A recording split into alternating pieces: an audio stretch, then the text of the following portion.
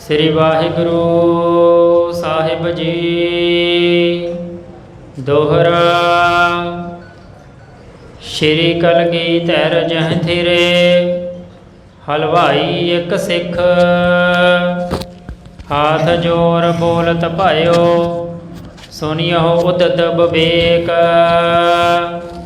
श्री कलगीधर जह थिरे। वाहिगुरु जी का खालसा, वाहिगुरु जी की फतेह। परम सन्मान योग चवर छत्र तख्त दे मालक धन धन श्री गुरु ग्रंथ साहिब महाराज जी दी परम पवित्र सत संगत हजूरी दे अंदर नावे पातशाह धन धन श्री गुरु तेग बहादुर साहिब महाराज जी दे महान पावन पवित्र भजन बंदगी अस्थान गुरुद्वारा श्री भोरा साहिब जी पातशाही नौवीं विखे पिछले पैर दे समय दे सजे हुए दीवाना दे अंदर गुर इतिहास की कथा विचार श्रवण करने वास्ते जुड़ मिल बैठे एकत्र हुए साजी नवाजी गुरु प्यारी खालसा साध संगत जी लवाओ हाजरी। रसना करो पवित्र राखो सतनाम श्री वाहिगुरु साहिब जी।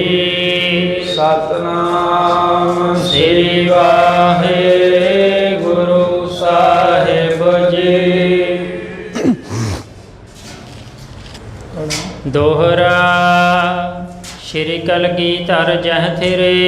धन धन श्री गुरु गोबिंद सिंह साहिब महाराज चिट्टियां बाजां वाले तिन्हां सतगुरां दे पावन इतिहास दे सरवण दर्शन करदियां होइयां कल आपां साखी सरवण कीती सी कि भंगाणी दा युद्ध मारो मार करदियां होया मचिया होया है। सूरमे दोवां पासियां दोवां दलां दे वध वध के लड़ रहे हैं।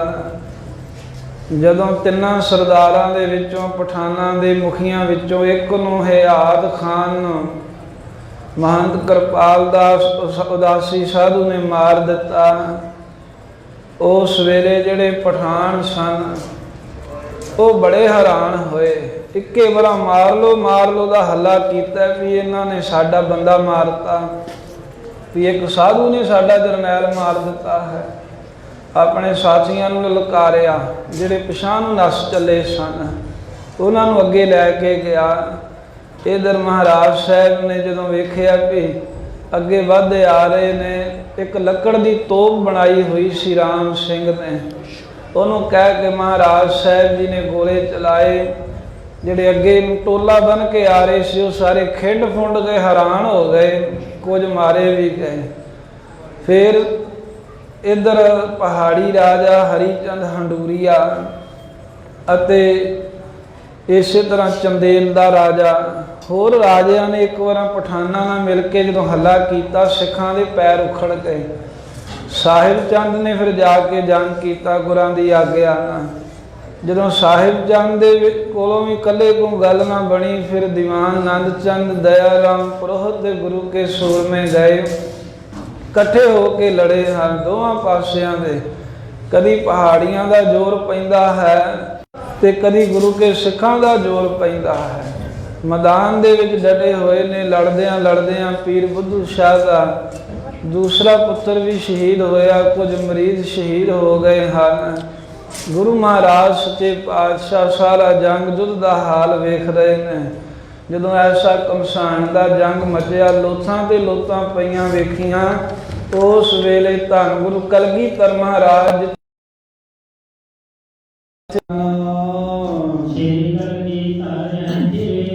जिथे गुरु कलगीधर दसम पातशाह सारे जंग के उत्ते निगाह रख रहे सन। महाराज जिथों तीर चला रहे सन जिथे खलोते हुए महाराज साहब जी के कोल एक लाल चंद नाम का हलवाई सिख आया। ਜਿਵੇਂ ਇੱਕ ਲਾਲ ਚੰਦ ਪਿੱਛੇ ਸਿੱਖ ਦਾ ਨਾਮ ਆਇਆ, ਉਹ ਮੱਝਾਂ ਚਾਰਦਾ ਸੀ। ਉਹ ਵੀ ਮਹਾਰਾਜ ਦੇ ਕੋਲੋਂ ਆਗਿਆ ਲੈ ਕੇ ਜੰਗ ਵਿੱਚ ਜਾ ਕੇ ਲੜਿਆ। ਇਹ ਲਾਲ ਚੰਦ ਦੂਸਰਾ ਹੈ, ਨਾਮ ਇੱਕੋ ਹੈ ਪਰ ਇਹ ਸਿੱਖ ਦੂਸਰਾ ਹੈ। ਇਹ ਹਲਵਾਈ ਦਾ ਕੰਮ ਕਰਦਾ ਸੀ, ਇਹ ਬਾਣੀਏ ਦਾ ਮਠਿਆਈ ਦਾ ਕੰਮ ਕਰਦਾ ਸੀ। ਤੇ ਕਲਗੀਧਰ ਮਹਾਰਾਜ ਦੇ ਕੋਲ ਆ ਕੇ ਦੋਵੇਂ ਹੱਥ ਜੋੜ ਕੇ ਤੇ ਬੋਲਦਾ ਹੋਇਆ ਅਰਦਾਸ ਕਰਨ ਲੱਗਾ, ਕਹਿੰਦਾ ਹੈ ਗਿਆਨ ਦੇ ਸਮੁੰਦਰ ਦਸਮ ਪਾਤਸ਼ਾਹ, ਮੇਰੀ ਨਿਮਾਣੇ ਦੀ ਇੱਕ ਬੇਨਤੀ ਸੁਣੋ, ਅਰਦਾਸ ਸੁਣੋ।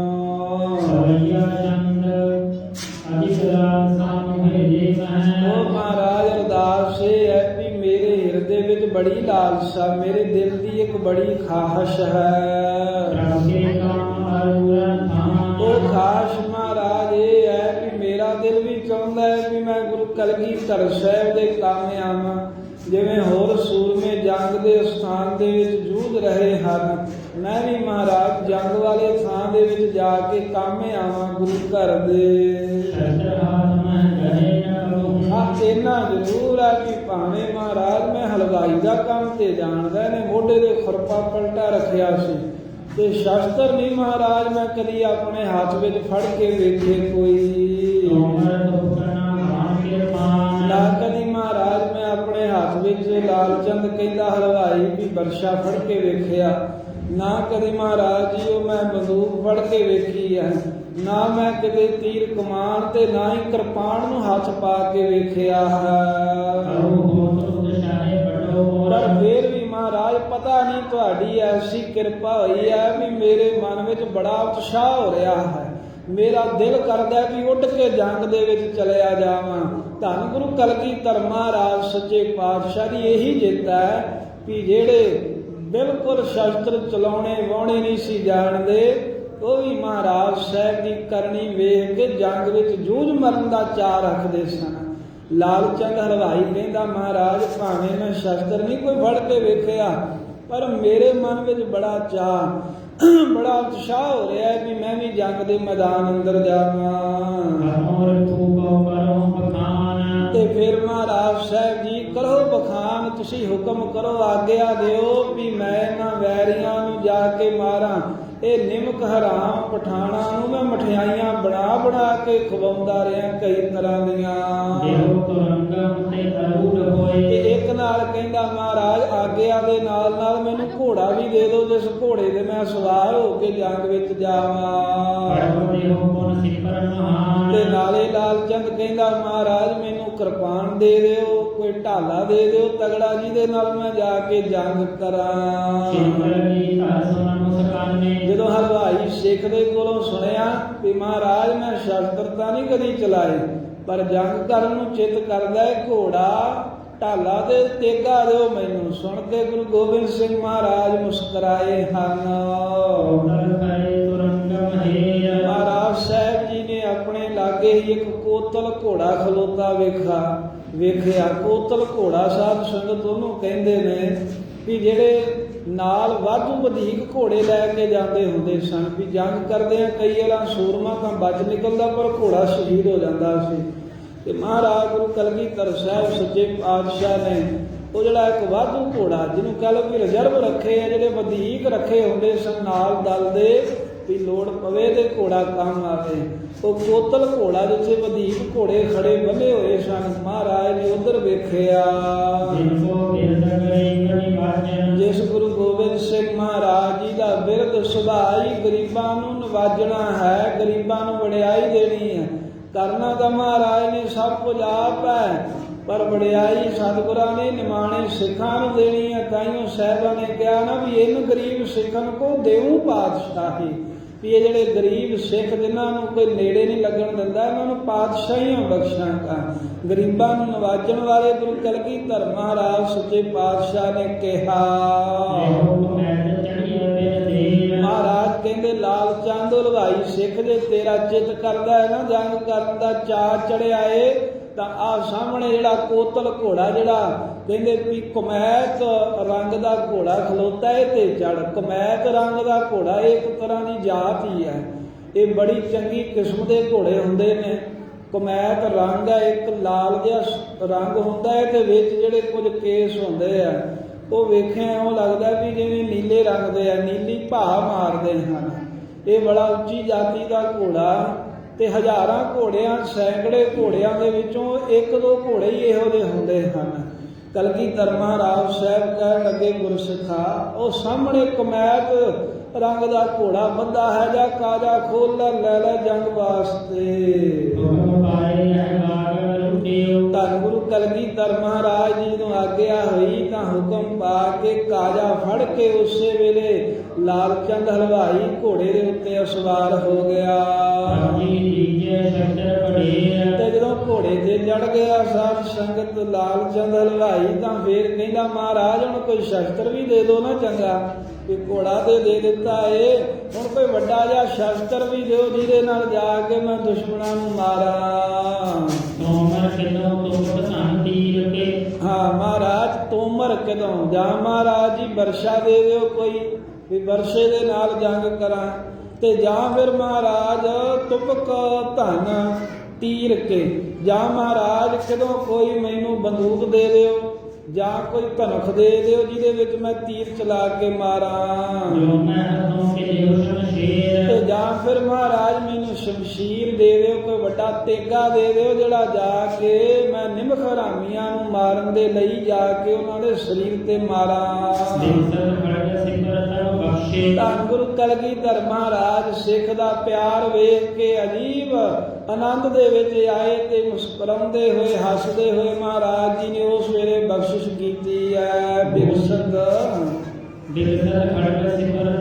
ਮਹਾਰਾਜ ਨੇ ਇੱਕ ਖੜਗ ਵੱਡਾ ਤੇਗਾ ਤੇ ਇੱਕ ਪਾਤਸ਼ਾਹ ਨੇ ਢਾਲਾ ਲਾਲ ਚੰਦ ਨੂੰ ਬਖਸ਼ ਦਿੱਤਾ ਵੀ ਆ ਲੈ ਗੁਰਸਿੱਖਾ। ਤੇ ਜਦੋਂ ਮਹਾਰਾਜ ਦੇ ਹੁਕਮ ਦੇ ਨਾਲ ਢਾਲ ਤੇ ਕਿਰਪਾਨ ਮਿਲ ਗਈ ਨਾ ਘੋੜੇ ਦੇ ਚੜੇ ਲਾਲ ਚੰਦ ਨੂੰ, ਫਿਰ ਘੋੜੇ ਤੇ ਚੜਿਆ ਹੋਇਆ ਕਹਿਣ ਲੱਗਾ ਮਹਾਰਾਜ ਹੁਣ ਇਹ ਵੀ ਦੱਸ ਦਿਓ ਵੀ ਇਹ ਚਲਾਉਣੀ ਕਿਵੇਂ ਹੈ। ਵੀ ਢਾਲ ਤਾਂ ਦੇ ਦਿੱਤੀ ਹੈ ਮਹਾਰਾਜ, ਸ਼ਮਸ਼ੇਰ ਤਾਂ ਦੇ ਦਿੱਤੀ ਹੈ, ਇਹ ਵੀ ਤਾਂ ਦੱਸੋ ਵੀ ਇਹ ਜਾ ਕੇ ਚਲਾਉਣੀ ਕਿਵੇਂ ਆ ਜੰਗ ਦੇ ਵਿੱਚ। ਇਹ ਦੱਸੋ ਵੀ ਆ ਮਹਾਰਾਜ ਜਿਹੜੀ ਢਾਲ ਹੈ ਇਹ ਕਿਹੜੇ ਹੱਥ 'ਚ ਫੜਨੀ ਹੈ, ਤੇ ਕਿਰਪਾਨ ਜਿਹੜੀ ਹੈ ਇਹ ਕਿਹੜੇ ਹੱਥ ਦੇ ਵਿੱਚ ਫੜਨੀ ਹੈ। ਤੇ ਫਿਰ ਮਹਾਰਾਜ ਕਿਵੇਂ ਦੁਸ਼ਮਣ ਦੇ ਦਾ ਵਾਰ ਕਰਨਾ ਸ਼ਮਸ਼ੀਰ ਦਾ, ਇਹ ਵੀ ਤਾਂ ਮੈਨੂੰ ਆਪ ਜੀ ਜੰਗ ਦਾ ਭੇਦ ਦੱਸ ਦਿਓ, ਮੈਨੂੰ ਸਮਝਾ ਦਿਓ, ਮੈਨੂੰ ਕੁਝ ਨਹੀਂ ਪਤਾ।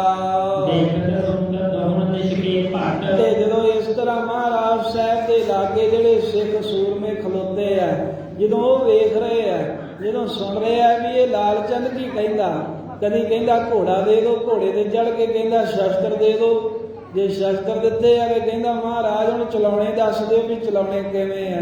ਇਹ ਵੇਖ ਵੇਖ ਕਰਕੇ ਗੁਰੂ ਮਹਾਰਾਜ ਵੱਲ ਦੇ ਸੂਰਮੇ ਸੁਣ ਕੇ ਤੇ ਉਧਰੋਂ ਅਜੀਬ ਤਰ੍ਹਾਂ ਦੀ ਹਰਕਤ ਹੁੰਦੀ ਵੇਖ ਕੇ ਜਿਹੜੇ ਦੁਸ਼ਮਣ ਦੇ ਸੂਰਮੇ ਹਨ ਉਹ ਵੀ ਵੇਖ ਰਹੇ ਨੇ ਵੀ ਇਹ ਕੈਸੀ ਗੱਲ ਹੋ ਰਹੀ ਹੈ। ਤੇ ਆਪਸ ਦੇ ਵਿੱਚ ਕਹਿੰਦੇ ਵੀ ਹੱਸਦੇ ਹਨ, ਬਹੁਤ ਖੁਸ਼ ਹੁੰਦੇ, ਹੈਰਾਨ ਹੁੰਦੇ ਨੇ, ਕਹਿੰਦੇ ਵੀ ਕੈਸਾ ਅਜੀਬ ਹੀ ਕੌਤਕ ਹੈ ਵੀ ਕੈਸਾ ਸਿੱਖ ਹੈ ਵੀ ਵੇਖੋ ਸ਼ਸਤਰ ਨਹੀਂ ਚਲਾਉਣੇ ਆਉਂਦੇ, ਕਦੀ ਘੋੜਾ ਨਹੀਂ ਚਲਾਇਆ, ਪਰ ਹੁਣੇ ਘੋੜੇ ਦੇ ਸਵਾਰ ਹੋ ਕੇ ਕਹਿੰਦਾ ਮੈਨੂੰ ਸ਼ਸਤਰ ਚਲਾਉਣੇ ਦੱਸੋ, ਮੈਂ ਜੰਗ ਕਰਨਾ ਹੈ। ਤੇ ਜਿਹੜੇ ਗੁਰੂ ਕੇ ਸਿੱਖ ਹਨ ਉਹ ਫਿਰ ਕਹਿੰਦੇ ਆ ਵੀ ਆਪਾਂ ਕੀ ਕਹਿ ਸਕਦੇ ਆ, ਇਹ ਪ੍ਰਭੂ ਗੁਰੂ ਕਲਗੀਧਰ ਮਹਾਰਾਜ ਦੇ ਅਜੀਬ ਹੀ ਕੌਤਕ ਨੇ, ਕਲਗੀਧਰ ਮਹਾਰਾਜ ਦੀਆਂ ਅਜੀਬ ਹੀ ਖੇਡਾਂ ਹਨ, ਮਹਾਰਾਜ ਦੀਆਂ ਸਤਿਗੁਰੂ ਹੀ ਜਾਣਨ। ਕਹਿੰਦੇ ਜਿਵੇਂ ਗੁਰੂ ਕਲਗੀਧਰ ਮਹਾਰਾਜ ਜੀ ਨੇ ਚਿੜੀਆਂ ਤੋਂ ਬਾਜ ਤੁੜਾ ਛੱਡੇ, ਜਿਨ੍ਹਾਂ ਚਿੜੀਆਂ ਦੇ ਕੋਲੋਂ ਬਾਜ ਮਰਾ ਦਿੱਤੇ ਉਹਨਾਂ ਦੀ ਖੇਡ ਉਹੀ ਜਾਣਦੇ ਨੇ। ਜਦੋਂ ਮਹਾਰਾਜ ਸਾਹਿਬ ਜੀ ਆਪਣੇ ਨਾਨਕੇ ਨਗਰ ਲਖਨਊ ਸਾਹਿਬ ਤੋਂ ਗਏ ਸਨ ਅੰਬਾਲੇ ਵੱਲ ਨੂੰ, ਤੇ ਉੱਥੇ ਬਾਗ ਵਿੱਚ ਠਹਿਰੇ ਸੀ ਕਲਗੀਧਰ ਮਹਾਰਾਜ ਨਾਲ ਮਾਮਾ ਕਿਰਪਾਲ ਚੰਦ। ਤੇ ਜਦੋਂ ਬਾਗ ਠਹਿਰੇ ਉੱਥੇ ਕੋਈ ਫਕੀਰ ਜਾਂ ਕੋਈ ਸੂਰਮਾ ਆ ਕੇ ਤੇ ਆਪਣੇ ਬਾਗ ਦੀ ਬੜੀ ਤਾਰੀਫ ਕਰਦਾ ਵੀ ਮਹਾਰਾਜ ਆ ਤੁਹਾਡਾ ਜਿਹੜਾ ਬਾਜ ਹੈ ਨਾ ਇਹਦੇ ਨਾਲੋਂ ਮੇਰਾ ਬਾਜ ਤਗੜਾ ਹੈ, ਬੜੀਆਂ ਸਿਫਤਾਂ ਕੀਤੀਆਂ। ਮਹਾਰਾਜ ਪਹਿਲਾਂ ਬੋਲੇ ਨਹੀਂ, ਫਿਰ ਬੋਲੇ, ਕਹਿਣ ਲੱਗੇ ਕੀ ਇਹਦੀਆਂ ਸਿਫਤਾਂ ਕਰਦਾ ਹੈ, ਕਹਿੰਦੇ ਵੀ ਇਹ ਤੇਰੇ ਬਾਜ ਨੂੰ ਤੇ ਚਿੜੀ ਹੀ ਮਾਰ ਸਕਦੀ ਹੈ, ਸਾਡੇ ਬਾਜ ਨਾਲ ਇਹਨੂੰ ਲੜਾ ਕੇ ਤੂੰ ਕੀ ਕਰਨਾ ਹੈ। ਉਹ ਹੈਰਾਨ ਜਿਹਾ ਹੋਇਆ, ਉੱਥੇ ਚਿੜੀਆਂ ਸਨ, ਮਹਾਰਾਜ ਨੇ ਉਹਨਾਂ ਨੂੰ ਹੁਕਮ ਕੀਤਾ ਬਸ ਉਸੇ ਵੇਲੇ ਬਾਜ ਨਾਲ ਲੜਨ ਲੱਗ ਪਈਆਂ ਤੇ ਲੜਦਿਆਂ ਲੜਦਿਆਂ ਬਾਜ ਨੂੰ ਅੱਗੇ ਲਾ ਲਿਆ ਤੇ ਬਾਜ ਨੂੰ ਅੱਗੇ ਲਾ ਲਿਆ। ਜਿਵੇਂ ਕਵੀ ਕਹਿੰਦੇ ਨਾ, ਫੜ ਕੇ ਚਿੜੀ ਨੇ ਬਾਜ ਮਰੋੜ ਦਿੱਤਾ। ਐਸੀ ਮੁਰਦਿਆਂ ਦਿਲਾਂ ਦੇ ਵਿੱਚ ਜਾਨ ਪਾਈ। ਕਲਗੀਧਰ ਮਹਾਰਾਜ ਨੇ ਐਸੀ ਮੁਰਦੇ ਦਿਲਾਂ ਦੇ ਵਿੱਚ ਜਾਨ ਪਾਈ ਵੀ ਚਿੜੀ ਨੇ ਫੜ ਕੇ ਬਾਜ ਮਰੋੜ ਦਿੱਤਾ। ਬਾਜ ਮਾਰਤਾ ਚਿੜੀਆਂ ਨੇ। ਉਥੇ ਗੁਰਦੁਆਰਾ ਸਾਹਿਬ ਵੀ ਅੰਬਾਲੇ ਸ਼ਹਿਰ ਦੇ ਵਿੱਚ ਬਣਿਆ ਹੋਇਆ ਹੈ। ਸੋ ਸਤਿਗੁਰੂ ਕਲਗੀਧਰ ਮਹਾਰਾਜ ਜਿਨ੍ਹਾਂ ਨੇ ਚਿੜੀਆਂ ਦੇ ਕੋਲੋਂ ਵੀ ਬਾਜ ਮਰਾ ਛੱਡੇ ਹਨ, ਉਹਨਾਂ ਦੀ ਮਹਿਮਾ ਸਿੱਖ ਕਹਿੰਦੇ ਇਹੀ ਜਾਣਦੇ ਨੇ। ਤੇ ਜਦੋਂ ਸਿੱਖ ਨੇ ਪੁੱਛਿਆ ਵੀ ਢਾਲ ਕਿਰਪਾਨ ਕਿੱਧਰ ਫੜਨੀ ਹੈ, ਤੇ ਮਹਾਰਾਜ ਜੀ ਕਹਿਣ ਲੱਗੇ, ਭਾਈ ਜਿਹੜੀ ਢਾਲ ਹੈ ਨਾ, ਇਹਨੂੰ ਖੱਬੇ ਹੱਥ ਵਿੱਚ ਫੜਦਾ ਲਾਲ ਚੰਦ, ਸੱਜੇ ਹੱਥ ਦੇ ਵਿੱਚ ਸ਼ਮਸ਼ੇਰ ਸ੍ਰੀ ਸਾਹਿਬ ਨੂੰ ਪਕੜਦਾ, ਮੁੱਠੇ ਤੇ ਘੁੱਟ ਕੇ ਹੱਥ ਪਾ ਲਾ। ਫਿਰ ਮਹਾਰਾਜ ਕਹਿੰਦੇ ਘੋੜੇ ਨੂੰ ਦੜਾ ਕੇ ਤੇ ਦੁਸ਼ਮਣ ਦੇ ਸਾਹਮਣੇ ਨੂੰ ਚਲਾ ਜਾ ਜੰਗ ਦੇ ਵਿੱਚ। ਤੇ ਜੇ ਕੋਈ ਅੱਗੋਂ ਦੁਸ਼ਮਣ ਤੇਰੇ ਤੇ ਵਾਰ ਕਰੇ ਤੇ ਆ ਜਿਹੜੀ ਢਾਲ ਫੜੀ ਹੈ ਨਾ, ਇਹਨੂੰ ਅੱਗੇ ਕਰਕੇ ਉਹਦਾ ਵਾਰ ਰੋਕ ਲੈਣਾ ਹੈ।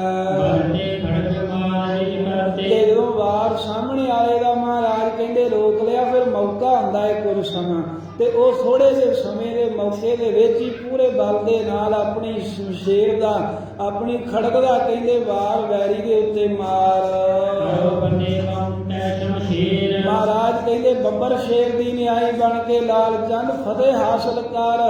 ਇਹ ਸਤਿਗੁਰੂ ਸਾਹਿਬ ਨੇ ਪਹਿਲਾਂ ਹੀ ਦੱਸ ਦਿੱਤਾ ਵੀ ਢਾਲ ਤੇ ਰੋਕ ਲਈ ਤੇ ਫਿਰ ਮਾਰ ਦੀ। ਜਿਵੇਂ ਮਹਾਰਾਜ ਵਾਰੀ ਬਖਸ਼ਲੇ ਹੋਣ ਵੀ ਤੂੰ ਵਾਰ ਰੋਕ ਕੇ ਦੁਸ਼ਮਣ ਨੂੰ ਮਾਰ ਕੇ ਫਤਿਹ ਲਵੇਂਗਾ। ਤਾਂ ਗੁਰੂ ਕਲਗੀਧਰ ਮਹਾਰਾਜ ਦਾ ਹੁਕਮ ਪਾ ਕੇ ਹੱਥ ਦੇ ਵਿੱਚ ਢਾਲ ਤੇ ਕਿਰਪਾਨ ਫੜ ਕੇ ਉਸੇ ਵੇਲੇ ਕਹਿੰਦੇ ਸੁਚੇਤ ਹੋ ਗਿਆ। ਤੇ ਬੜਾ ਦਲੇਰ ਸੂਰਮਾ ਹਲਵਾਈ ਸਿੱਖ ਹੈ। ਕਹਿੰਦੇ ਦਲੇਰੀ ਦੇ ਨਾਲ ਮਹਾਰਾਜ ਦਾ ਹੁਕਮ ਪਾ ਕੇ ਸਾਹਮਣੇ ਨੂੰ ਚੱਲ ਪਿਆ। ਐਸੀ ਦਲੇਰੀ ਹੈ। ਤੇ ਸਾਹਮਣੇ ਮੀਰ ਖਾਨ ਨਾਮ ਦਾ ਇੱਕ ਨਿਮਖ ਹਰਾਮੀ ਪਠਾਨ ਜੰਗ ਕਰ ਰਿਹਾ ਸੀ। ਲਾਲ ਚੰਦ ਹਲਵਾਈ ਬਲ ਧਾਰ ਕੇ ਕਹਿੰਦੇ ਵੀ ਉਹਦੇ ਉੱਤੇ ਜਾ ਕੇ ਟੁੱਟ ਕੇ ਪੈ ਗਿਆ, ਉਹਨੂੰ ਜਾ ਕੇ ਲਲਕਾਰਾ ਮਾਰਿਆ। ਕਹਿਣ ਲੱਗਾ, ਉਹ ਨਿਮਖ ਹਰਾਮੀ ਤੁਰਕਾ ਗੁਰੂ ਘਰ ਦਾ ਲੂਣ ਖਾ ਕੇ ਹਰਾਮ ਕੀਤਾ ਹੀ, ਹੁਣ ਸਾਹਮਣੇ ਡਟਿਆ ਰਹੀ। ਕਹਿੰਦਾ ਭੱਜੀ ਨਾ ਮੈਨੂੰ ਵੇਖ ਕਰਕੇ।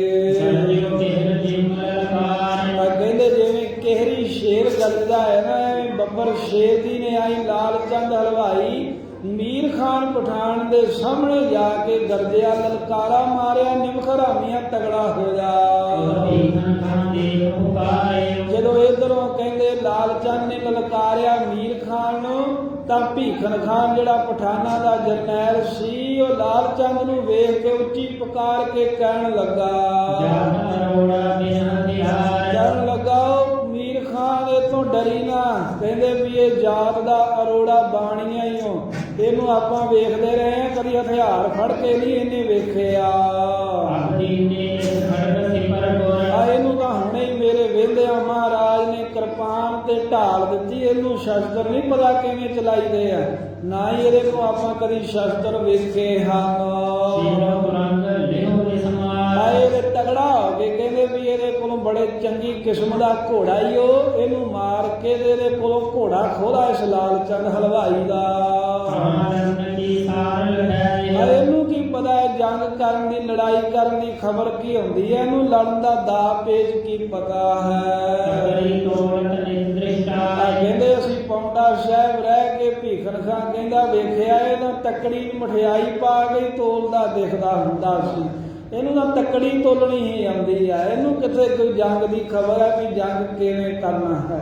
ਤੇ ਹੈ ਵੀ ਸਾਧ ਸੰਗਤ ਇਦਾਂ ਹੀ ਹੈ, ਜਿਹੜੇ ਬਾਣੀਏ ਦਾ ਕੰਮ ਕਰਦੇ ਆ, ਇਹ ਭਾਵੇਂ ਲਲਕਾਰਾ ਉਵੇਂ ਮਾਰੀ ਜਾਣ ਵੀ ਆ ਜਾ ਵੇਖ ਲੂੰ, ਪਰ ਕਦੀ ਇੱਕ ਦੂਜੇ ਨਾਲ ਲੜਦੇ ਨਹੀਂ ਹੁੰਦੇ। ਇਹ ਮਹਾਰਾਜ ਦੀ ਸ਼ਕਤੀ ਹੈ ਵੀ ਜੰਗ ਦੇ ਵਿੱਚ ਆ ਗਿਆ। ਤੇ ਭੀਖਨ ਖਾਨ ਉਹੀ ਵੇਖ ਕੇ ਕਹਿੰਦਾ ਵੀ ਇਹ ਅਰੋੜਾ ਸਿੱਖ ਸੀ, ਇਹਦਾ ਬਸ ਤੱਕੜੀ ਲੈ ਕੇ ਤੇ ਮਠਿਆਈ ਤੋਲਦਾ ਵੇਖਿਆ, ਕਦੀ ਸ਼ਸਤਰ ਨਹੀਂ ਇਹਨੂੰ ਫੜਦਿਆਂ ਵੇਖਿਆ।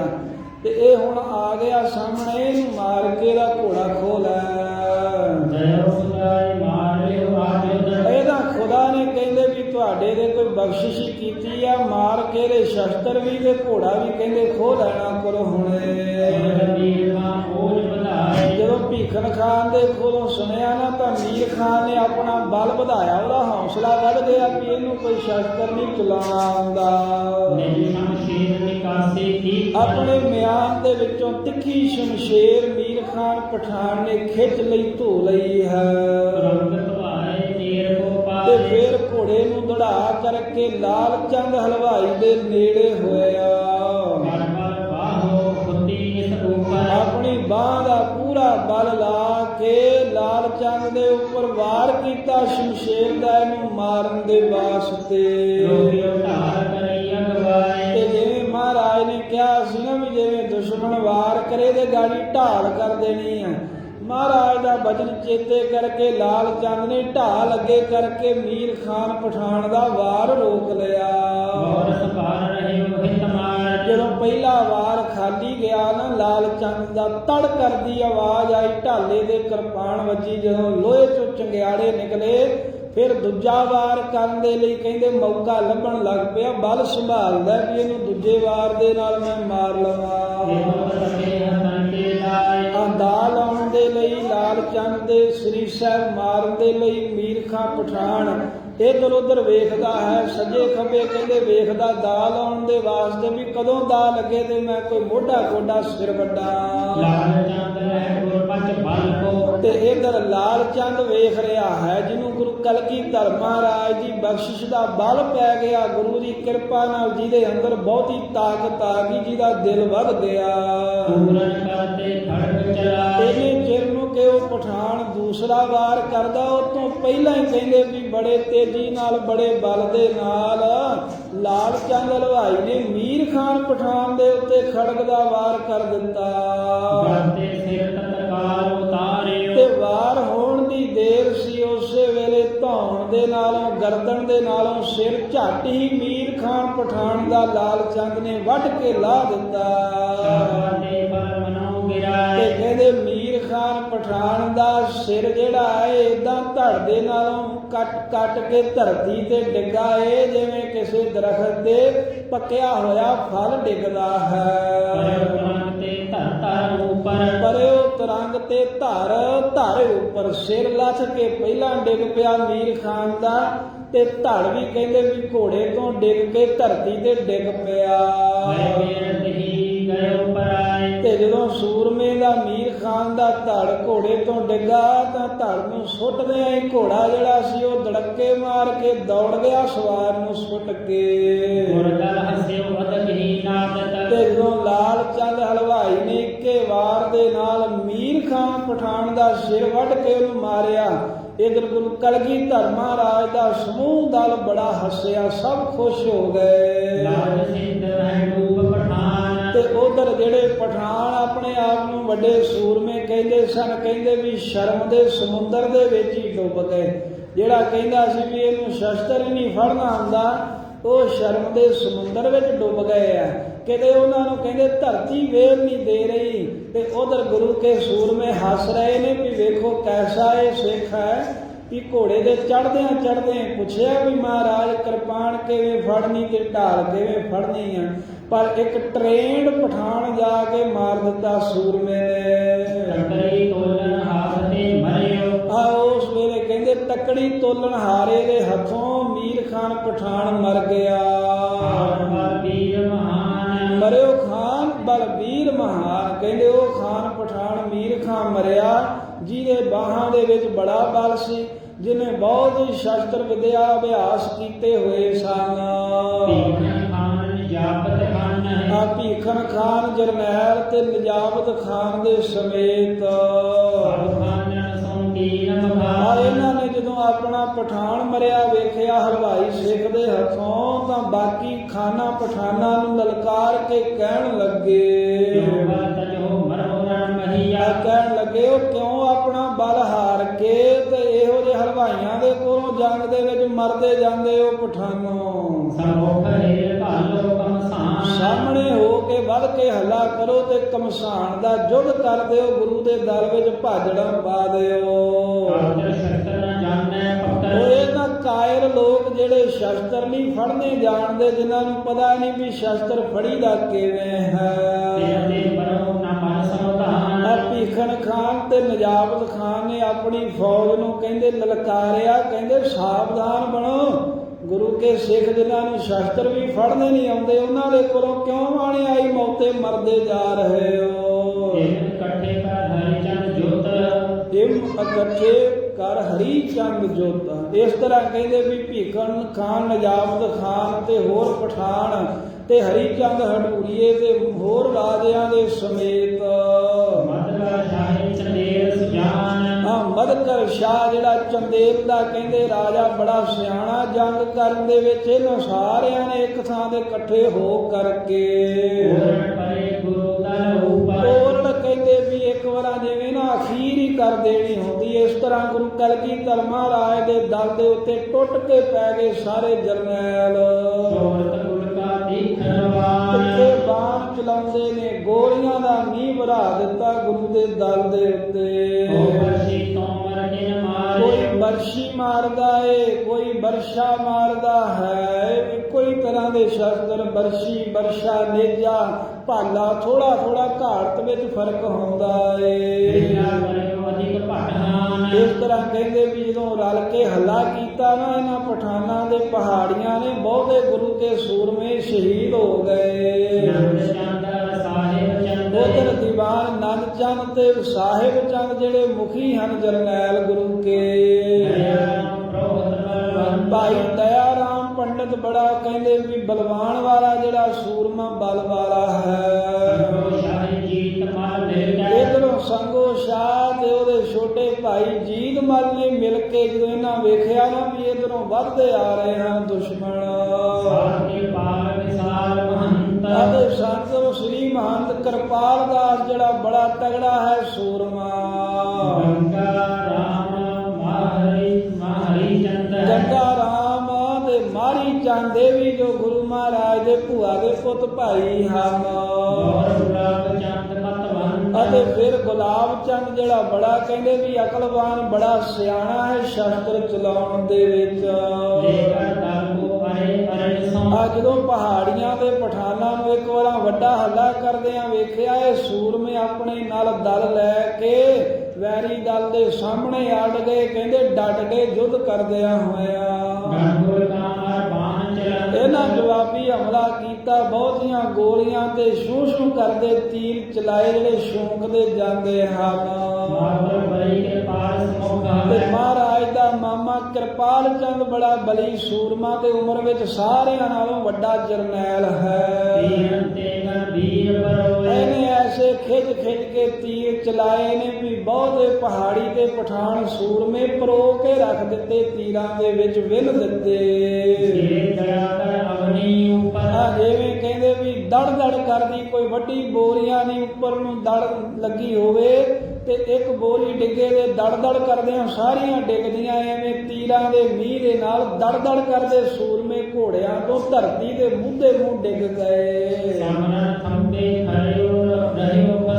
ਤੇ ਇਹ ਮਾਮਾ ਕਿਰਪਾਲ ਚੰਦ ਤੇ ਬਾਕੀ ਸੂਰਮੇ ਕਹਿੰਦੇ ਏਦਾਂ ਅੜ ਕੇ ਖਲੋ ਗਏ ਜਿਵੇਂ ਰਣ ਥੰਬਾ ਹੋਵੇ, ਜਿਵੇਂ ਥੰਮਾ ਜਿਹੜਾ ਹੈ ਨਾ ਹਿਲਦਾ ਨਹੀਂ ਹੈ ਨਾ, ਜਿਵੇਂ ਕੋਈ ਬੁਰਜੀ ਕੱਢੀ ਹੋਵੇ।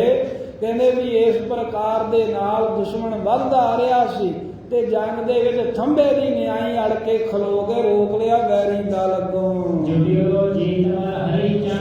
ਤੇ ਇਧਰ ਜਿਹੜਾ ਜੀਤਮਲ ਮਹਾਰਾਜ ਦਾ ਭਰਾ ਸੰਗੋ ਸ਼ਾਹ ਦਾ ਛੋਟਾ ਭਾਈ ਹੈ, ਹਰੀ ਚੰਦ ਰਾਜੇ ਨੂੰ ਬਹੁਤੇ ਤੀਰ ਚਲਾਉਂਦਿਆਂ ਵੇਖ ਕੇ ਸੂਰਮਾ ਉਹਦੇ ਨਾਲ ਜੁੜ ਗਿਆ, ਉਹਦੇ ਨਾਲ ਜੰਗ ਕਰਨ ਲੱਗ ਪਿਆ। ਦੋਵੇਂ ਸੂਰਮੇ ਆਮੋ ਸਾਹਮਣੇ ਹੋ ਕੇ ਇੱਕ ਦੂਸਰੇ ਨੂੰ ਵੇਖਦੇ ਹਨ, ਵੰਗਾਰਦੇ ਹਨ ਤੇ ਇੱਕ ਦੂਸਰੇ ਦੇ ਉੱਤੇ ਕਹਿੰਦੇ ਵੀ ਵਾਰ ਕਰਨ ਦੇ ਲਈ ਦਾਓ ਘਾਓ ਵਿਚਾਰਦੇ ਹਨ ਵੀ ਕਦੋਂ ਮੌਕਾ ਮਿਲੇ ਤੇ ਇੱਕ ਦੂਜੇ ਦੇ ਵਾਰ ਕਰੀਏ। ਬੜੇ ਕਹਿੰਦੇ ਚੰਚਲ ਚਲਾਕ ਘੋੜਿਆਂ ਦੇ ਸਵਾਰ ਹੋ ਕੇ ਸੱਜੇ ਖੱਬੇ ਨੂੰ ਜਾਂਦੇ ਹਨ। ਸੰਗੋ ਸ਼ਾਹੇ ਨਿਜਾਬਤ ਸੰਗੇ ਆ ਇਧਰ ਸੰਗੋ ਸ਼ਾਹ ਜਿਹੜਾ ਹੈ ਇਹਨੇ ਨਿਜਾਬਤ ਖਾਨ ਜਿਹੜਾ ਪਠਾਨਾਂ ਦਾ ਜਰਨੈਲ ਹੈ ਇਹਦੇ ਨਾਲ ਜੰਗ ਮੰਡ ਲਿਆ।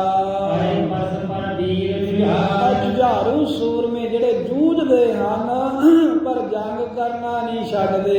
ਇਹ ਨਿਜਾਬਤ ਖਾਨ ਤੇ ਸੰਗੋ ਸ਼ਾਹ ਆਪਸ ਵਿੱਚ ਜੁਟ ਗਏ। ਲਾਲ ਵਿਲੋਚਨ ਕ੍ਰੋਧ ਭਰੇ ਚਿਤ ਇਹਦੇ ਸੂਰਮਿਆਂ ਦੇ ਨੇਤਰ ਲਾਲ ਹੋਏ ਨੇ, ਚਿਹਰਾ ਲਾਲ ਹੈ ਤੇ ਵੀਰ ਰਸ ਦੇ ਨਾਲ ਕ੍ਰੋਧ ਦੇ ਨਾਲ ਦਿਲ ਭਰਿਆ ਹੋਇਆ ਏ। ਚਣੇ ਆਪ ਮੈਂ ਮਨ ਪ੍ਰਹਾਰ ਤੇ ਆਪਸ ਦੇ ਵਿੱਚ ਜੰਗ ਕਰਦਿਆਂ ਹੋਇਆਂ ਇੱਕ ਦੂਸਰੇ ਦੇ ਉੱਤੇ ਵਾਰ ਦਾ ਪ੍ਰਹਾਰ ਕਰਨਾ ਚਾਹੁੰਦੇ, ਸ਼ਸਤਰ ਮਾਰਿਆ ਚਾਹੁੰਦੇ ਨੇ ਵੀ ਦਾ ਲੱਗੇ ਸਾਡਾ। ਇਹੋ ਤਾਂ ਵਿਚਰਤ ਹਰਤ ਹੈ ਤੀਰ ਤਿਤ ਆ ਕਹਿੰਦੇ ਵੀ ਇਸ ਤਰ੍ਹਾਂ ਇੱਧਰ ਉੱਧਰ ਸੱਜੇ ਖੱਬੇ ਜਿਵੇਂ ਵੀ ਜੰਗ ਦੇ ਪੈਂਤੜੇ ਹੁੰਦੇ ਨੇ ਵੀ ਇੱਕ ਥਾਂ ਨਹੀਂ ਖਲੋਤੇ ਰਹਿਣਾ, ਕਦੀ ਸੱਜੇ ਖੱਬੇ ਅੱਗੇ ਪਿੱਛੇ ਕਹਿੰਦੇ ਪੈਂਤੜੇ ਕੱਢਦੇ ਹੋਏ ਘੋੜਿਆਂ ਦੇ ਤੀਰ ਚਲਾਉਂਦੇ ਹਨ, ਸ਼ਸਤਰ ਮਾਰਦੇ ਹਨ। ਸਬਦਾਏ ਕਬ ਬਾਮ ਸਿਧਾਰ ਕਦੀ ਸੱਜੇ ਪਾਸੇ ਨੂੰ ਚਲੇ ਜਾਂਦੇ ਆ ਤੀਰ ਚਲਾਉਂਦੇ ਆ, ਕਦੀ ਖੱਬੇ ਪਾਸੇ ਨੂੰ ਚਲੇ ਜਾਂਦੇ ਹਨ।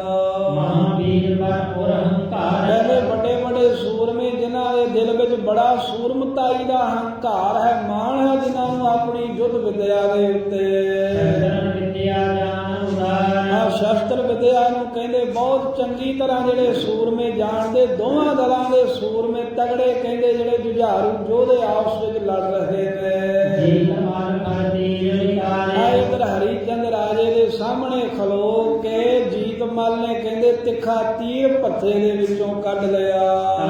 ਜੋਰ ਸੈਂਸ ਕਰਤਾ ਤੰਦ ਨੱਖ ਦੇ ਵਿੱਚ ਜੋੜ ਕੇ ਚਿੱਲੇ 'ਚ ਚਾੜ ਕੇ ਕੰਨ ਤੀਕਰ ਤੰਦੀ ਖਿੱਚ ਕੇ ਹਰੀ ਚੰਦ ਰਾਜੇ ਵੱਲ ਮਾਰਿਆ ਤੀਰ। ਹਰੀ ਚੰਦ ਕੋ ਤਾਕ ਨਿਸ਼ਾਨਾ ਜਦੋਂ ਤਾਣ ਕੇ ਤੀਰ ਕਮਾਨ ਦੇ ਵਿੱਚ ਹਰੀ ਚੰਦ ਦਾ ਨਿਸ਼ਾਨਾ ਤੱਕ ਕੇ ਛੱਡਿਆ ਜੀਤ ਮਲ ਨੇ। ਤਗੜੇ ਸ਼ੌਰਯ ਕਰਦੇ ਆ ਹਾਂ ਬੜੀ ਛੇਤੀ ਦੇ ਨਾਲ ਰਾਜੇ ਹਰੀ ਚੰਦ ਨੂੰ ਮਾਰਨ ਦੇ ਲਈ ਜੀਤ ਮਲ ਜੀ ਨੇ ਤੀਰ ਚਲਾਇਆ। ਆਵਤ ਕੋ ਅਵਲੋਕ ਗਇਓ ਤੇ ਟਾਰ ਰਾਜਾ ਹਰੀ ਚੰਦ ਵੀ ਅੱਗੇ ਬੜਾ ਤਗੜਾ ਫੁਰਤੀਲਾ ਜਰਨੈਲ ਸੀ। ਜਦੋਂ ਉਹਨੇ ਵੇਖਿਆ ਵੀ ਤੀਰ ਸਿੱਧਾ ਮੇਰੇ ਵੱਲ ਨੂੰ ਆ ਰਿਹਾ ਹੈ, ਨਿਸ਼ਫਲ ਤੇ ਕ੍ਰੋਧ ਮਹਾਨ ਕਹਿੰਦੇ ਟਲ ਗਿਆ ਘੋੜੇ ਨੂੰ ਬੜੀ ਤੇਜ਼ੀ ਨਾਲ ਸੱਜੇ ਖੱਬੇ ਕੀਤਾ।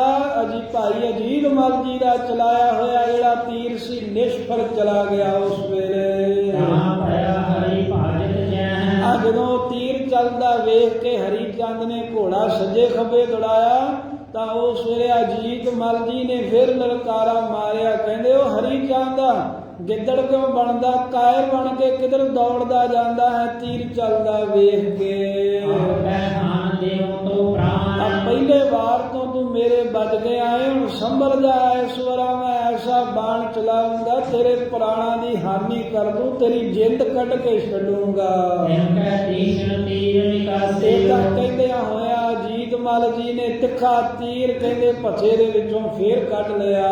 ਉਹਨੇ ਹਰੀ ਚੰਦ ਦੀ ਬਾਣ ਤੇ ਉਧਰ ਹਰੀ ਚੰਦ ਰਾਜਾ ਵੀ ਤਗੜਾ ਜਰਨੈਲ ਸੂਰਮਾ ਸੀ, ਇਹਨੂੰ ਵੀ ਆਪਣੀ ਧਨਖ ਵਿਦਿਆ ਦਾ ਬੜਾ ਮਾਣ ਹੈ। ਜਦੋਂ ਇਧਰ ਜੀਤ ਮਲ ਜੀ ਚਿੱਲੇ ਦੇ ਤੀਰ ਚਾੜ ਲਏ ਸਨ, ਹਰੀ ਚੰਦ ਨੇ ਵੀ ਕਹਿੰਦੇ ਵੀ ਤੀਰ ਚਾੜ ਲਿਆ। ਦੋਨੋਂ ਕੇ ਧਨ ਦੇ ਛੁੜ ਚਾਲੇ ਆ ਇੱਕੇ ਸਮੇਂ ਦੋਵਾਂ ਸੂਰਮਿਆਂ ਦੇ ਧਨਖ ਦੇ ਵਿੱਚੋਂ ਹੱਥਾਂ ਦੇ ਵਿੱਚੋਂ ਇਕੱਠੇ ਹੀ ਤੀਰ ਚੱਲ ਕੇ ਛੁੱਟ ਕੇ ਇੱਕ ਦੂਸਰੇ ਵੱਲ ਨੂੰ ਚੱਲ ਗਏ। ਹਰੀ ਚੰਦ ਦਾ ਜੀਤ ਮਲ ਵੱਲ ਤੇ ਭਾਈ ਜੀਤ ਮਲ ਦਾ ਚਲਾਇਆ ਤੀਰ ਹਰੀ ਚੰਦ ਰਾਜੇ ਵੱਲ ਨੂੰ ਚੱਲ ਗਿਆ। ਹਰੇ ਦੇਵ ਤੇ ਸਰਬ ਸਮਾਨ ਕਹਿੰਦੇ ਵੀ ਬੜੀ ਤੇਜ਼ੀ ਦੇ ਨਾਲ ਤੀਰ ਦੋਵਾਂ ਸੂਰਮਿਆਂ ਦੇ ਚੱਲੇ ਨੇ, ਜਿਵੇਂ ਸੱਪ ਛੂਕਦਾ ਜਾਂਦਾ ਐਵੇਂ ਹਵਾ ਨੂੰ ਚੀਰਦੇ ਜਾਂਦੇ ਹਨ।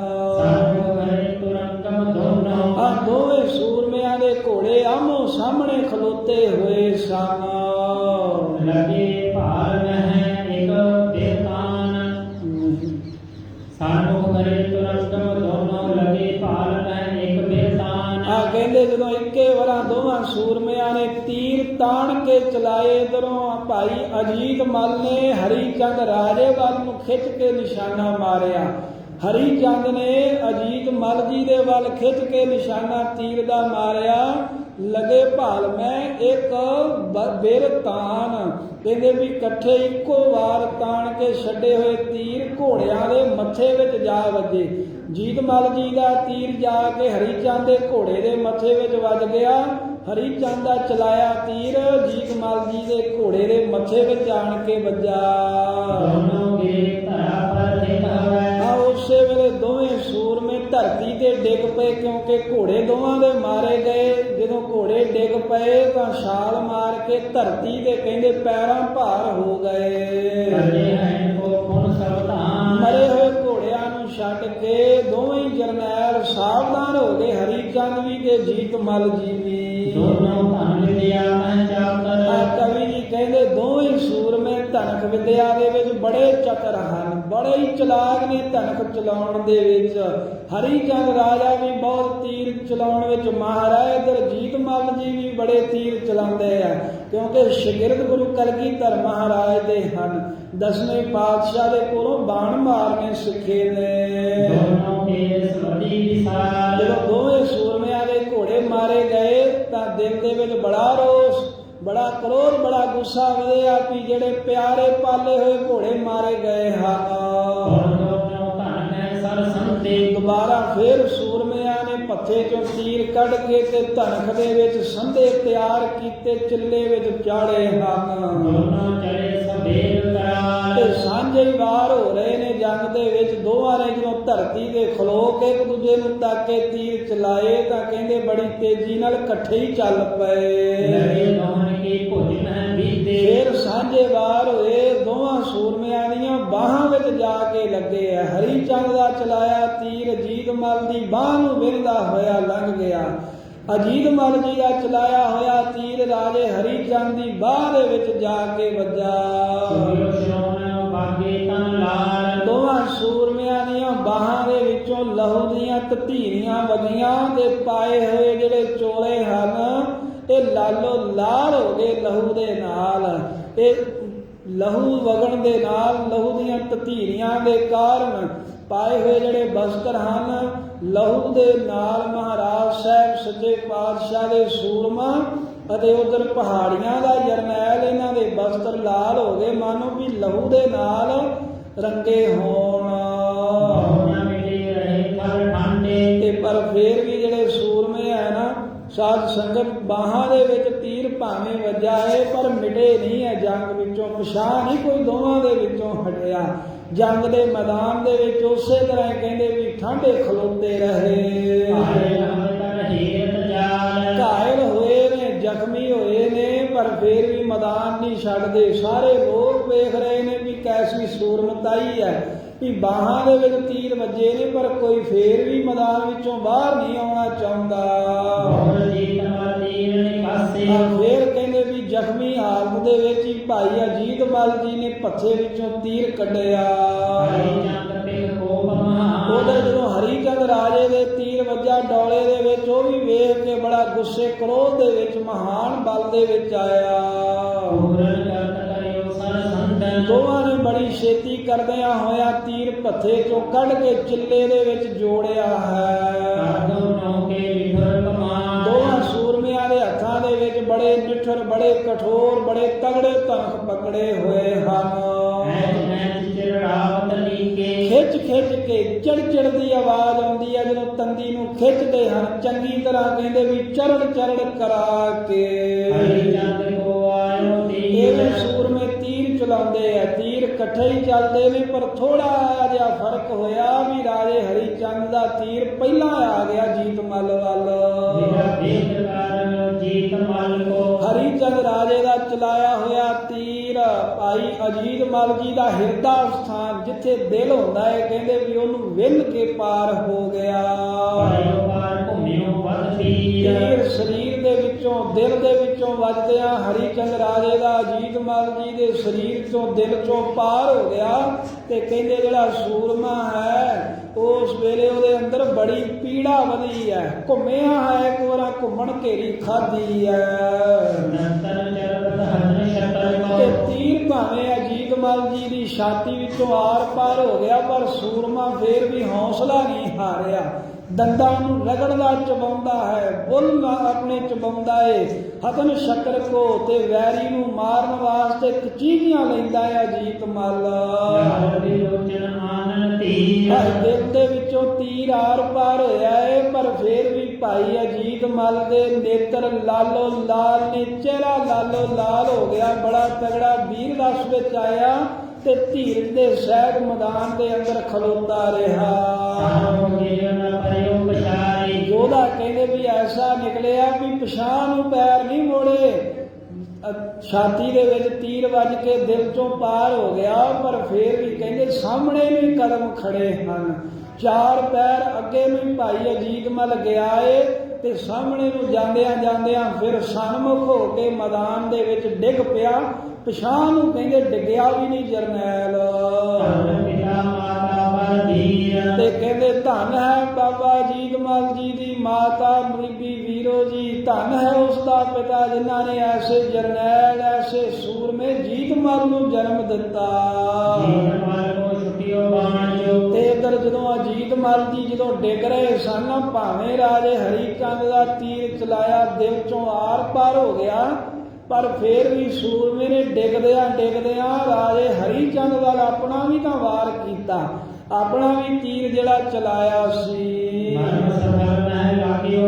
ਤੇ ਅਜੀਤ ਮਲ ਦਾ ਚਲਾਇਆ ਹੋਇਆ ਤੀਰ ਹਰੀ ਚੰਦ ਰਾਜੇ ਦੇ ਮਰਮ ਸਥਾਨ ਤੇ ਜਾ ਕੇ ਵੱਜਾ, ਕਿਉਂਕਿ ਪਹਿਲਾਂ ਉਹਦਾ ਤੀਰ ਆਣ ਕੇ ਵੱਜ ਗਿਆ, ਜਿਸ ਕਰਕੇ ਨਿਸ਼ਾਨਾ ਥੋੜਾ ਜਿਹਾ ਹੱਥ 'ਚ ਲੱਗਿਆ ਤੇ ਸ਼ਹੀਦ ਹੋਣ ਤੋਂ ਪਹਿਲਾਂ ਭਾਈ ਅਜੀਤ ਮਲ ਦਾ ਚਲਾਇਆ ਤੀਰ ਰਾਜੇ ਹਰੀ ਚੰਦ ਦੇ ਮਰਮ ਸਥਾਨ ਵਿੱਚ ਵੱਜਾ। ਮਰਮ ਸਥਾਨ ਜਿਹੜੇ ਹਨ ਉਹ ਕਈ ਹੁੰਦੇ ਨੇ ਸਰੀਰ ਦੇ ਵਿੱਚ, ਉਹ ਸਥਾਨ ਜਿੱਥੇ ਵੱਜਦੇ ਆ ਬੰਦਾ ਬੇਹੋਸ਼ ਹੋ ਜਾਂਦਾ ਹੈ। ਇਹ ਹੈ ਜਿਹੜਾ ਇੱਥੇ ਛਾਤੀ ਦੇ ਅਤੇ ਡੋਲੇ ਦੇ ਲਾਗੇ ਜਿਹੜਾ ਮਰਮ ਕੂਲਾ ਜਿਹਾ ਤੇ ਖਾਲੀ ਜਿਹਾ ਥਾਂ ਹੁੰਦਾ ਹੈ ਨਾ, ਇਸ ਥਾਂ ਦੇ ਉੱਤੇ ਛਾਤੀ ਦੇ ਬਿਲਕੁਲ ਨਾਲ ਖਹਿ ਕੇ ਤੀਰ ਗਿਆ ਹੈ। ਤੇ ਅਜੀਤ ਮਲ ਦਾ ਚਲਾਇਆ ਹੋਇਆ ਤੀਰ ਮਰਮ ਸਥਾਨ ਤੇ ਵੱਜਾ ਰਾਜੇ ਹਰੀ ਚੰਦ ਦੇ, ਤੇ ਛਾਤੀ ਦੇ ਲਾਗੇ ਜਿੱਥੇ ਕੂਲਾ ਜਿਹਾ ਥਾਂ ਹੈ, ਕਹਿੰਦੇ ਵੀ ਉਹਨੂੰ ਚੀਰਦਾ ਹੋਇਆ ਵਿੰਨਦਾ ਹੋਇਆ ਪਾਰ ਲੰਘ ਗਿਆ। ਫਰਕ ਇਹ ਪਿਆ ਵੀ ਉਹਦਾ ਸਿੱਧਾ ਦਿਲ ਤੇ ਵੱਜਾ ਤੇ ਇਹ ਛਾਤੀ ਦੇ ਲਾਗੇ ਉਹਦੀ ਖਹਿ ਕੇ ਤੀਰ ਲੰਘ ਗਿਆ। ਤੇ ਹਰੀ ਚੰਦ ਰਾਜਾ ਜਿਹੜਾ ਹੈ ਜਦੋਂ ਉਹਦੇ ਵਾਰ ਹੋਇਆ ਤਾਂ ਖਲੋਤਾ ਖਲੋਤਾ ਕਹਿੰਦੇ ਵੀ ਘੁੰਮ ਗਿਆ, ਇਹਨੇ ਵੀ ਗਸ਼ ਖਾਧੀ। ਆਪਣੇ ਆਪ ਨੂੰ ਸੰਭਾਲਦਿਆਂ ਫੇਰ ਵੀ ਮੂਰਛਾ ਹੋ ਗਿਆ। ਮੂਰਛਾ ਹੁੰਦੀ ਹੈ ਵੀ ਮੌਤ ਨਹੀਂ ਹੋਈ, ਪਰ ਮੁਰਦਿਆਂ ਦੇ ਵਾਂਗ ਹੀ ਧਰਤੀ ਤੇ ਡਿੱਗ ਪਿਆ।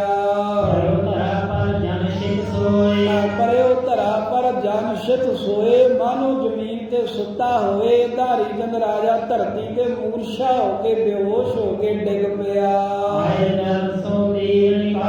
ਇਸ ਤਰ੍ਹਾਂ ਉਧਰ ਭਾਈ ਅਜੀਤ ਮਲ ਜੰਗ ਦੇ ਵਿੱਚ ਜੂਝਦਿਆਂ ਸ਼ਹੀਦ ਹੋ ਗਏ ਤੇ ਰਾਜਾ ਹਰੀ ਚੰਦ ਉਹਨਾਂ ਦੇ ਤੀਰ ਦੇ ਨਾਲ ਬੇਹੋਸ਼ ਹੋ ਗਿਆ। ਪਹਾੜੀਆਂ ਨੇ ਵੇਖਿਆ ਰਾਜਾ ਡਿੱਗਾ ਹੈ ਤੇ ਦੌੜ ਕੇ ਪਹਾੜੀ ਆਏ ਤੇ ਤੀਰ ਜਿਹੜਾ ਪੋਲੇ ਥਾਂ ਵਿੱਚ ਖੁੱਭਿਆ ਸੀ ਉਹ ਖਿੱਚ ਕੇ ਬਾਹਰ ਕੱਢਿਆ। ਤੇ ਜਿਹੜਾ ਫੱਟ ਲੱਗਾ ਸੀ ਉੱਥੇ ਪੱਟੀ ਮਲਮ ਪੱਟੀ ਕੀਤੀ ਤੇ ਬੜਾ ਕਹਿੰਦੇ ਦ੍ਰਿੜਤਾ ਦੇ ਨਾਲ ਕੱਸ ਕੇ ਕੱਪੜਾ ਬੰਨ ਦਿੱਤਾ, ਪੱਟੀ ਬੰਨ ਦਿੱਤੀ।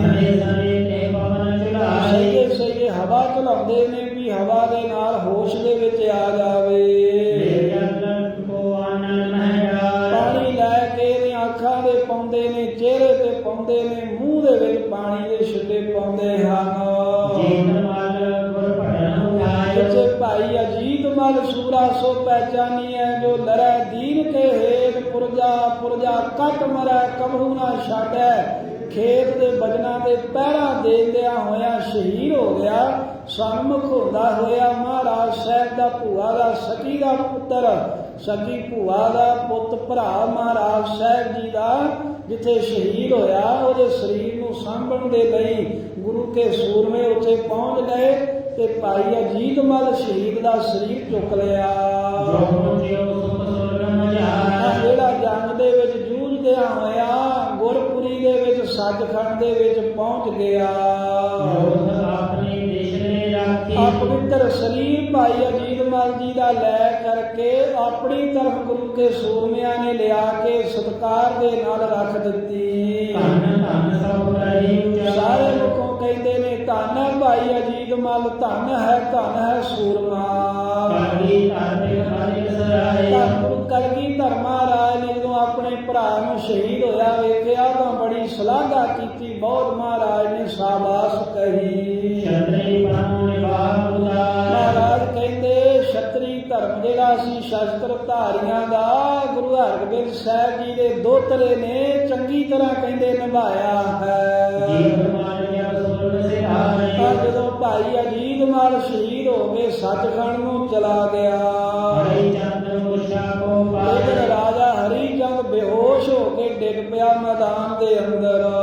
ਸਰਬੋ ਸ਼ਾਨ ਜਾਪਤ ਸੰਗੇ। ਇਧਰ ਜਿਹੜਾ ਅਜੀਤ ਮਲ ਜੀ ਦਾ ਵੱਡਾ ਭਾਈ ਹੈ ਸਰਗੋ ਸ਼ਾਹ, ਇਹ ਨਿਜਾਮਤ ਖਾਨ ਦੇ ਨਾਲ ਜੰਗ ਕਰ ਰਹੇ ਸਨ। ਹਰੇ ਪਸ ਪਰ ਕੋ ਪਵਧਾਰੇ। ਇਹ ਸੂਰਮੇ ਬੜਾ ਗੁੱਸਾ ਵਧਾ ਕੇ ਇੱਕ ਦੂਜੇ ਨਾਲ ਪਰਸ ਅੜੇ ਨੇ, ਆਮੋ ਸਾਹਮਣੇ ਲੜ ਰਹੇ ਨੇ।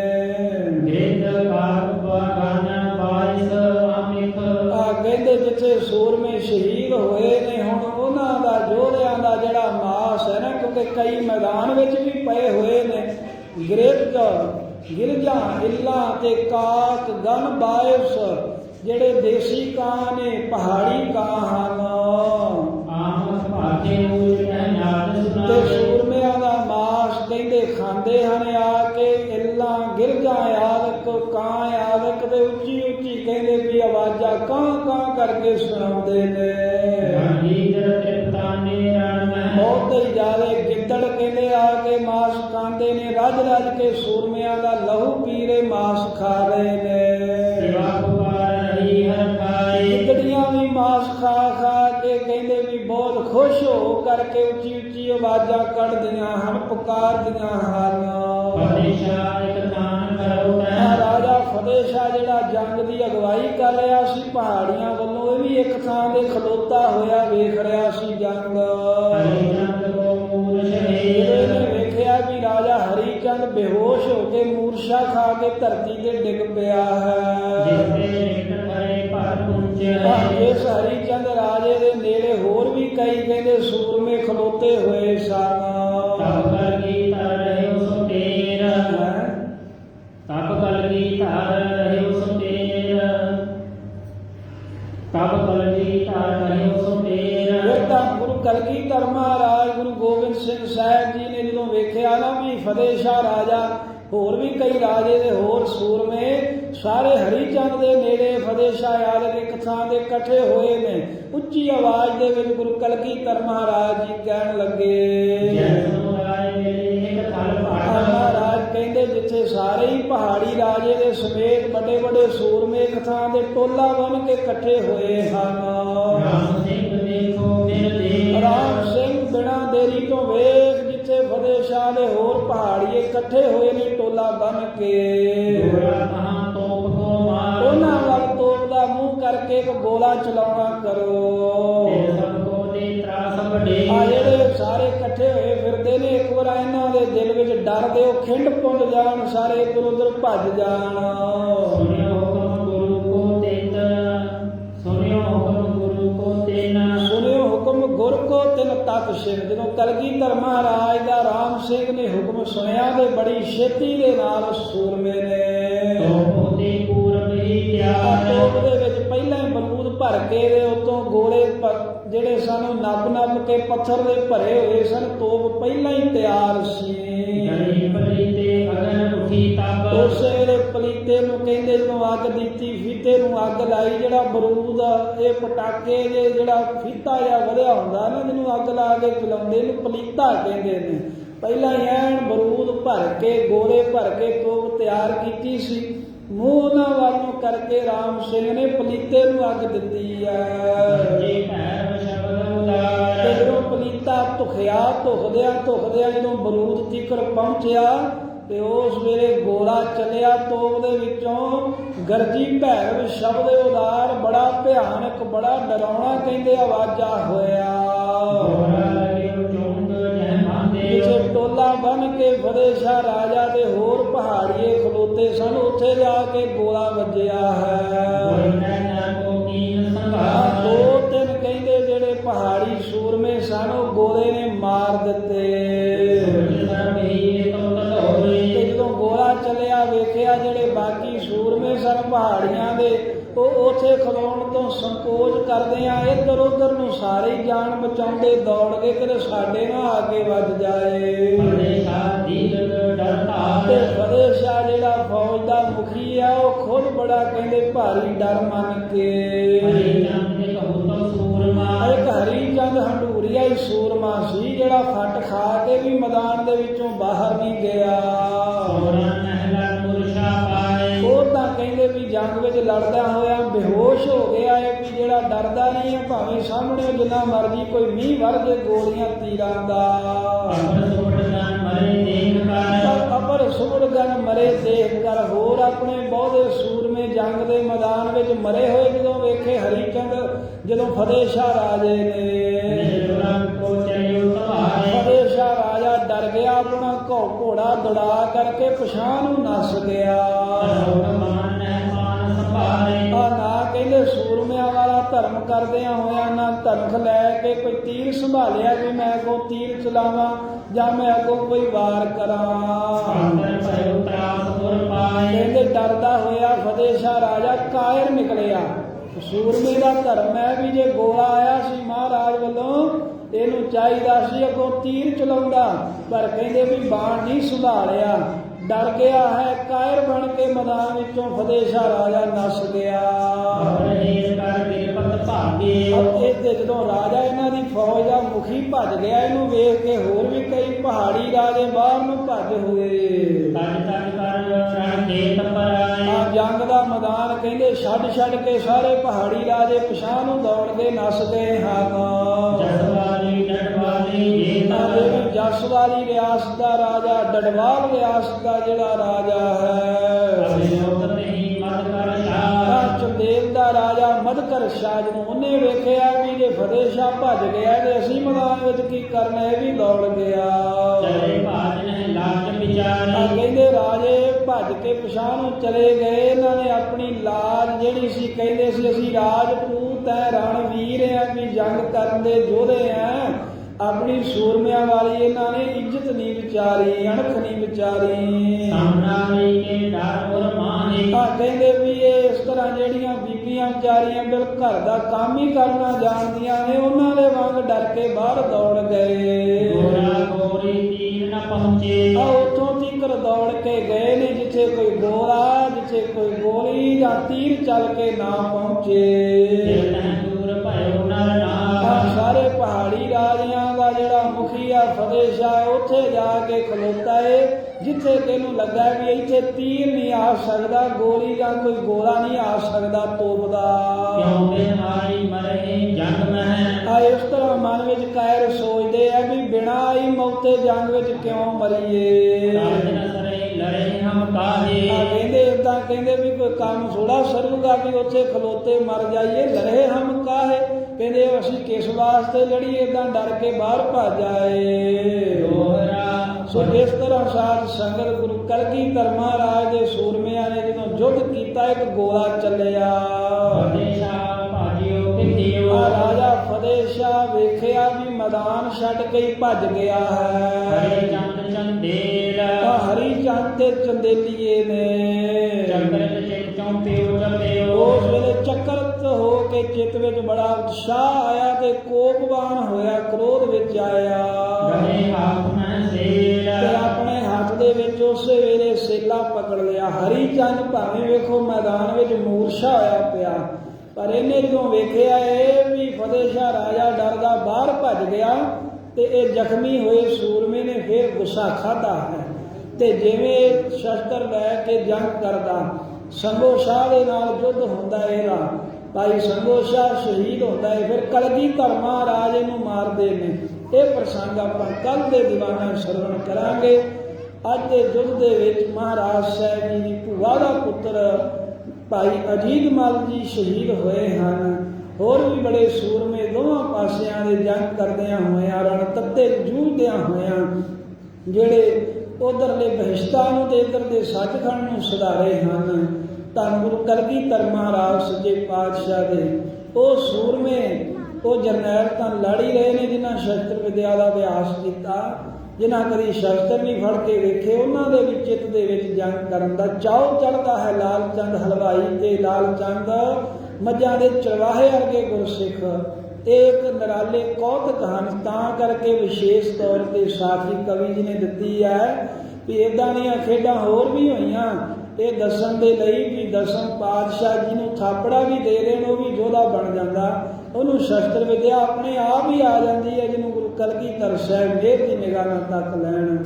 ਸਤਿਗੁਰਾਂ ਦੇ ਸੂਰਮਿਆਂ ਦਾ ਪਵਿੱਤਰ ਇਤਿਹਾਸ ਕਹਿੰਦੇ ਹੋਈਆਂ ਅਨੇਕਾਂ ਭੁੱਲਾਂ ਗਲਤੀਆਂ ਬਖਸ਼ ਦੇਣੀਆਂ। ਗੁਰੂ ਸਾਹਿਬ ਤੇ ਸੰਗਤ ਬਖਸ਼ਣ ਬਖਸ਼ਣਹਾਰ ਹੈ। ਜੋਰ ਫਤਿਹ ਸ਼ਾਹੀ ਭਾਜਿਓ ਪਿਖਿਓ ਹਰੀ ਚੰਦ ਚੰਦੇਰ ਚੱਕ੍ਰਿਤ ਚਿਤ ਚੌਂਪਿਓ ਚਪਿਓ ਰਹੇ ਹਾਥ ਮਹਿ ਸੇਲ। ਵਾਹਿਗੁਰੂ ਜੀ ਕਾ ਖਾਲਸਾ ਵਾਹਿਗੁਰੂ ਜੀ ਕੀ ਫਤਿਹ। ਗੋਬਿੰਦ ਹੈ ਗੋਪਾਲ ਹੈ ਦਇਆਲ ਲਾਲ ਪ੍ਰਾਨ ਨਾਥ ਅਨਾਥ ਸਖੇ ਦੀਨ ਦਰਦ ਨਿਵਾਰ। ਹੇ ਸਮਰਾਥ ਅਗਮ ਪੂਰਨ ਮੋਹਿ ਮਇਆ ਤਾਰ ਅੰਧ ਕੂਪ ਮਹਾ ਭਿਆਨ ਨਾਨਕ ਪਾਰ ਉਤਾਰ।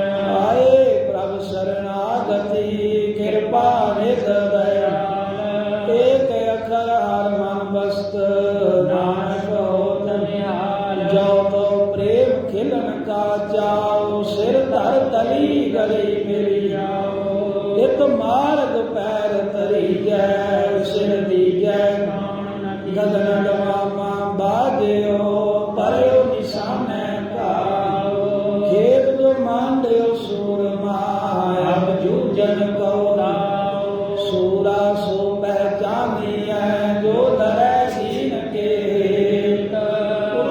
ਪੁਰਜਾ ਕਟ ਮਰੈ ਕਬੂ ਨ ਛਾਡੈ ਕੇ। ਵਾਹਿਗੁਰੂ ਨਾਮ ਜਹਾਜ ਹੈ ਚਲੇ ਸੋ ਤਰੇ ਪਾਰ। ਜੋ ਸਰਦਾ ਕਰ ਸੇਵਨ ਵਾਹਿਗੁਰੂ ਪਾਰੇ ਉਤਾਰਨ ਹਾਰ। ਵਾਹਿਗੁਰੂ ਨਾਮ ਜਹਾਜ ਹੈ ਚੜੇ ਸੋ ਤਰੇ ਪਾਰ। ਜੋ ਸਰਦਾ ਕਰ ਸੇਵਨ